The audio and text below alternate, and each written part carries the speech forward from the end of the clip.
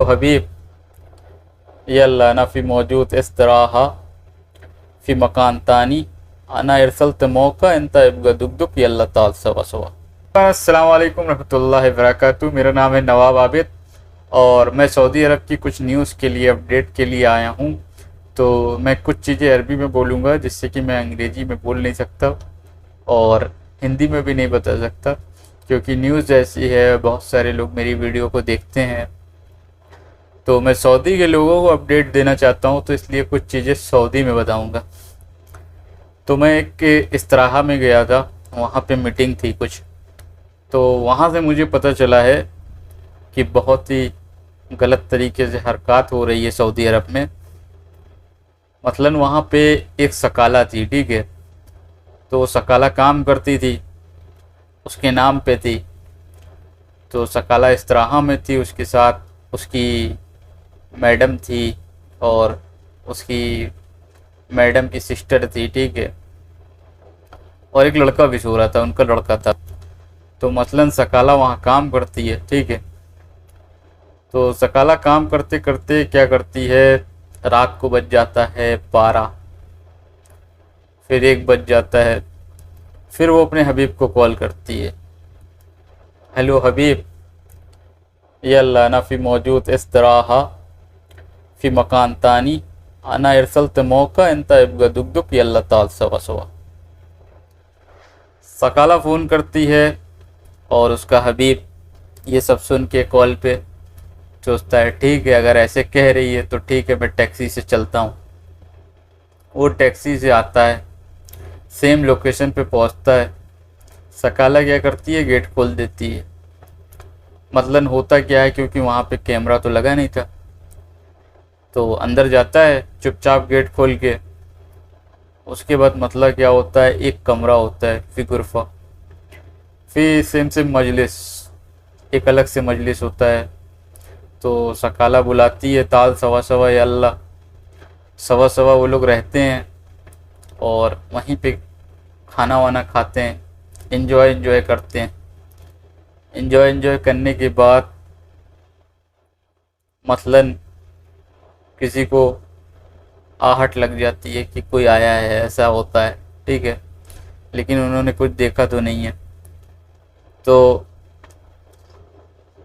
उसकी मदाम आती है चेक करने के लिए कि क्या मसला है। तो मजलिस में दाखिल होती है। मजलिस में दाखिल होते ही वो देखती है कि कोई नहीं है, क्योंकि वो एक जालिस के पीछे हाइड हो गया था। तो फिर देखती है, मिन्नी मिन्नी सूफ करती है, मैं एक दरसूफ नफ़र माफ़ी तानी। तो चली जाती है वो वापस अपने कमरे में जाके लेटती है। और मसलन उसका लड़का भी सो रहा होता है और उसकी एक लड़की थी, वो भी सोफे पे बैठी होती है। और फिर वो विंडो होती है ना, गजाश टाइप की, शीशा लगा रहता है, तो मसलन वहाँ बैठी रहती है। तो अब वो सकाला जो होती है और उसका हबीब जो होता है, वो सोचता है मैं यहाँ से कैसे निकलूँ। मसलन इस समय 2:30-3 बज रहा है और मुझे यहाँ से निकलना भी है, तो मैं कैसे निकलूँ। और ये खबर है बंगाली की, जो सकाला थी वो भी बंगाली थी और जो उसका हबीब था वो भी बंगाली था। तो दोनों सोचते हैं इनको कैसे मैं निकालूँ। सकाला परमानेंट काम करने वाली थी, क्योंकि उसको पैसा दे के लाया गया था। तो उसके बाद मसलन होता है, वो जाती है एक मदबक में दाखिल होती है। वो मदबक जो है उसकी मदाम के गुरफा के अंदर था। तो वो अंदर जाती है और वहाँ से एक सकीन लेके आती है। सकीन यानी नाइफ होता है, ठीक है, चाकू बोलते हैं हिंदी में जिसको। तो वो चुपचाप लेके आती है और अपने हबीब को आइडिया देती है, क्योंकि बंगाली थे, बंगाली ये सब हरकत करने में बहुत आगे होते हैं। इनके वजह से कई लोग बदनाम भी हैं, क्योंकि पाँचों उंगली बराबर तो होती नहीं है, किसी की भी हो, चाहे वो कोई भी मुल्क का आदमी हो। तो सकाला अपने हबीब को चाकू ला के देती है और उसको कुछ आइडिया देती है कि जाके चाकू से डराओ और सोना वोना कुछ मांगो, पैसा वैसा लेके सोना वोना लेके निकल जाओ,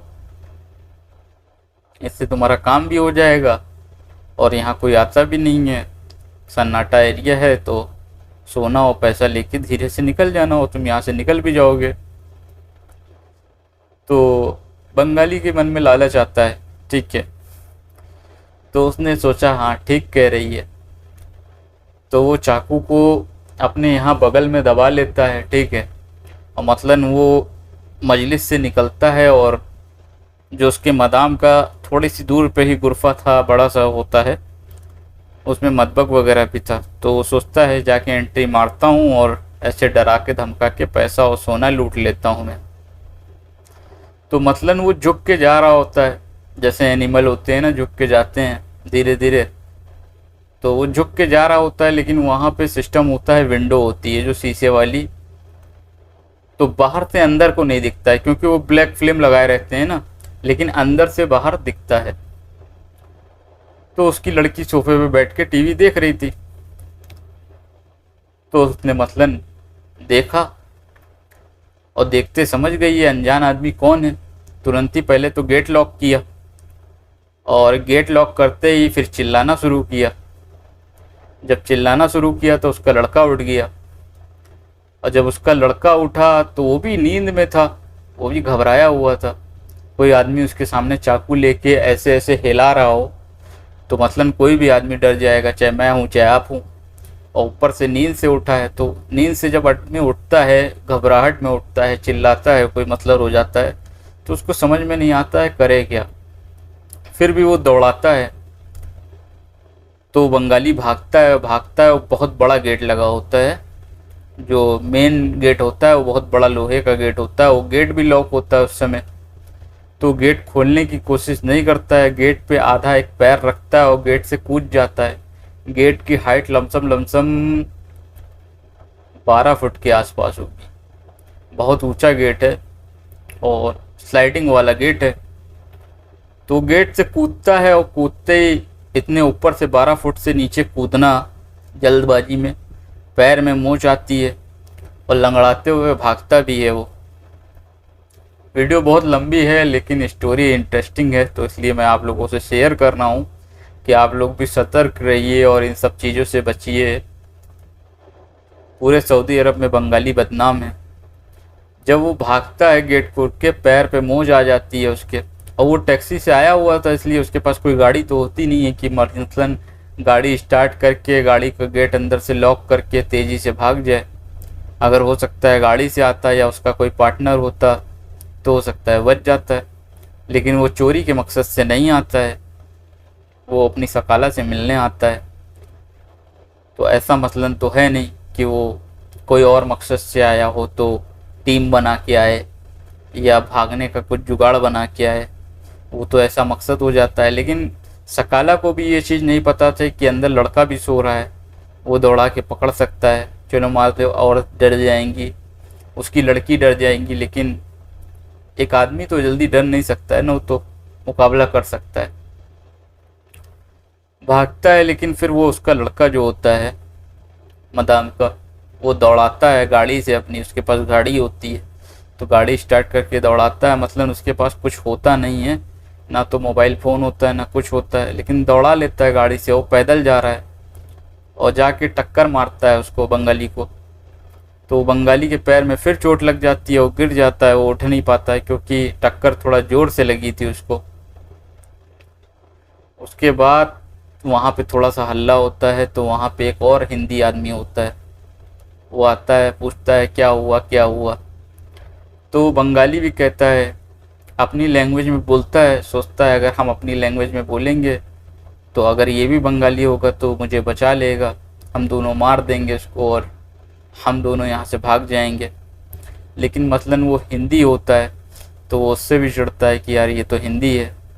मतलब हिंदी और सऊदी मिल के पकड़ लेते हैं उसका, हाथ बांध देते हैं और मारते भी हैं उसको।